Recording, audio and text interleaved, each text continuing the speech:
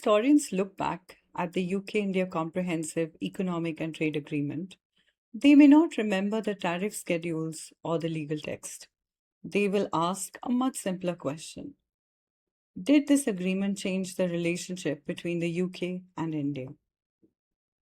The answer may surprise you, because by the time CETA officially came into force in 2026, that transformation had already begun. The real story started 5 years earlier with the launch of the UK India Roadmap 2030. While negotiators were working behind closed doors, something equally important was happening in the real world. Businesses were investing, universities were collaborating, governments were building trust, researchers were innovating, cities were partnering, and together they were laying foundations for what CETA would eventually become. Today, as this landmark agreement enters into force, let's step back and look at the bigger picture. Because CETA is not the beginning of the story, it is, in fact, the latest chapter. When the Indian and UK Prime Ministers launched the Roadmap 2030 in 2021, it wasn't presented simply as a trade strategy. It was a blueprint for a comprehensive strategic partnership. Trade was one pillar, but so was defense, climate action, technology, innovation, education, health, migration, mobility, people to people links, finance. The message was clear. The future of the UK India relationship would not be built by one agreement. It would be built by many partnerships moving together. And over the next 5 years, those partnerships began taking shape in ways that often attracted far less attention than the trade negotiations themselves. One of the biggest misconceptions is that businesses waited for the agreement. They did not. British companies continued expanding their presence in India. JCB, which has been manufacturing in India for decades, strengthened its position, with India becoming one of its largest production and export hubs. Barclays, HSBC, and Standard Chartered expanded their technology, operations, and financial services footprint, reinforcing India's role as a global capabilities center. Meanwhile, Indian companies were investing confidently across Britain. Tata Group deepened its presence from steel and automotive manufacturing to technology and hospitality. TCS, Infosys, Wipro, HCL Tech, and Tech Mahindra expanded operations across the UK, supporting banks, manufacturers, retailers, the NHS, and public services while creating thousands of highly skilled jobs. These were not investments waiting for CETA. They were investments built on growing confidence. CETA now provides an additional layer of certainty that can encourage many more businesses to follow. Investment tells us where businesses see opportunity. Innovation tells us where they see the future.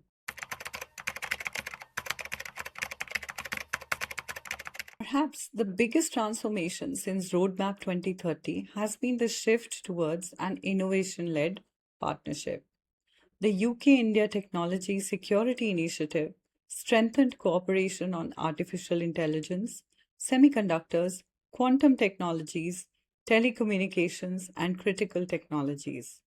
The UK India Global Innovation Partnership brought together government, industry, and innovators to develop and scale solutions for shared global challenges. During the pandemic, the collaboration between Oxford University, AstraZeneca, and the Serum Institute of India became one of the clearest demonstrations of what scientific partnership between the two countries could achieve, not just for Britain and India, but for the world. The message was unmistakable. The future of trade would not simply move through shipping containers. It would move through ideas, research, patents, technology, knowledge. And where ideas become valuable, protecting them becomes just as important. This is why intellectual property deserves far greater attention than it often receives. Tomorrow's most valuable exports may not ever sit inside a warehouse. They may be a new medicine, a software platform, an engineering design, an AI algorithm, or a globally recognized brand. CETA strengthens cooperation on intellectual property by creating greater certainty around trademarks, patents, copyrights, and industrial designs. But legislation alone is not enough. Businesses invest where innovation is respected, where ideas are protected, and where legal certainty gives entrepreneurs the confidence to take risks. For both countries, innovation will increasingly determine competitiveness, not simply production. But every historic agreement also comes with difficult questions. Will businesses, particularly SMEs, understand how to use the agreement? Can regulators keep pace with the rapidly evolving technologies? Can custom procedures and standards become simpler and more predictable? Can universities translate world class research into commercial success? Can India continue improving logistics, infrastructure, and ease of doing business? Can Britain ensure that benefits of this partnership extend beyond London to its regions while engaging more deeply with India's emerging economic hubs? And perhaps the biggest question of all, can both countries move quickly enough? Because trade agreements reward those who act early. The opportunity exists. The challenge is execution. If Roadmap 2030 was the vision and CETA is the framework, then what comes next? The next phase will not be written by negotiators. It will be written by entrepreneurs launching new businesses, researchers developing new technologies, universities building global knowledge networks, investors backing the next generation of innovation, manufacturers redesigning supply chains, young professionals building careers across borders, and policymakers ensuring that implementation keeps pace with ambition. Ultimately, the success of CETA will not be measured by how many tariffs were removed. It will be measured by how many opportunities were created and utilized. 5 years ago, Roadmap 2030 set out an ambitious vision, a relationship that was broader than trade, deeper than diplomacy, and more strategic than ever before. Since then, we've seen stronger defense cooperation, growing investment, new technology partnerships, climate collaboration, educational exchanges, financial cooperation, and now the UK India Comprehensive Economic and Trade Agreement. CETA is not the first chapter of this relationship, nor will it be the last. It is the bridge between 5 years of strategic preparation and decades of opportunity that now lie ahead.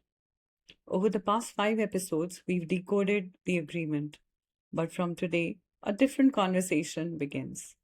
One that moves beyond the text of the treaty and into the boardrooms, laboratories, factories, universities, and communities where its true impact will be felt. That's exactly where global order will continue this journey. In the weeks ahead, we'll be speaking to diplomats, business leaders, investors, innovators, and policymakers to examine one simple but profound question. Can CETA become the catalyst that transforms one of the world's most important strategic partnerships? I'm Lakshmi Kaul. Thank you for joining me for Global Order Special Series CETA Decoded. The negotiations are over, the partnership is entering a new phase, and the real story is only just beginning. Keep watching.